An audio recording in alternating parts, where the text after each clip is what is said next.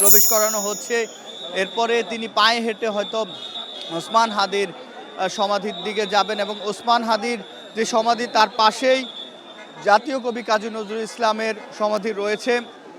বাংলাদেশের যিনি সংগ্রামী এবং যিনি সবসময়ই বিপ্লবী ছিলেন, সেই কবির পাশে বিপ্লবী হাদিকে আসলে সমাহিত করা হয়েছে। এবং হাদি আসলে তার মৃত্যুর পরে আমরা যেটি দেখেছি, দল মত নির্বিশেষে সকলেই কিন্তু এই ওসমান হাদির বিচারের দাবি জানিয়েছে।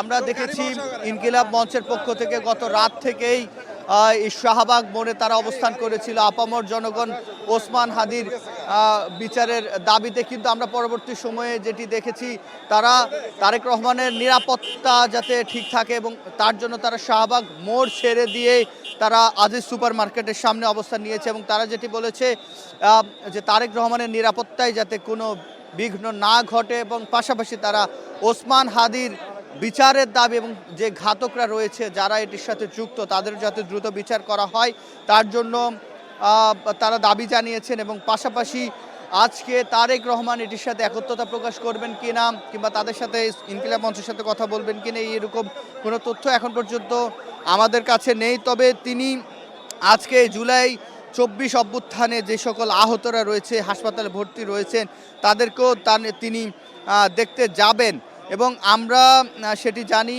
এই ওসমান হাদির সমাধিতে ফুল দিয়ে শ্রদ্ধা নিবেদন শেষে তিনি তার এনআইডি সংক্রান্ত যে জটিলতা রয়েছে সেটি নিরসনের জন্য ইলেকশন কমিশনে যাবেন, সেখান থেকে তিনি যাবেন হাসপাতালে যাওয়ার কথা রয়েছে এবং সম্ভাব্য যে তথ্য সেটি এখন পর্যন্ত আমাদের কাছে এটি রয়েছে। তিনি ধানমন্ডিতে মাহবুব ভবন যেটি রয়েছে সেই মাহবুব ভবনও তার আসলে যাওয়ার কথা রয়েছে।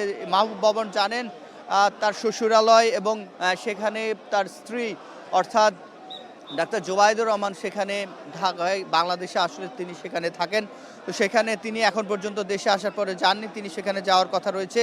আজকের এই সূচিতে এভার কেয়ার হাসপাতালে মাকে আজকে দেখতে যাওয়ার জন্য একটি তথ্য আমরা পেয়েছি সম্ভাব্য। তবে তিনি পঙ্গু হাসপাতালে এই জুলাই যারা আত্মহতি দিয়েছে পঙ্গুত্ব বরণ করেছে সেসব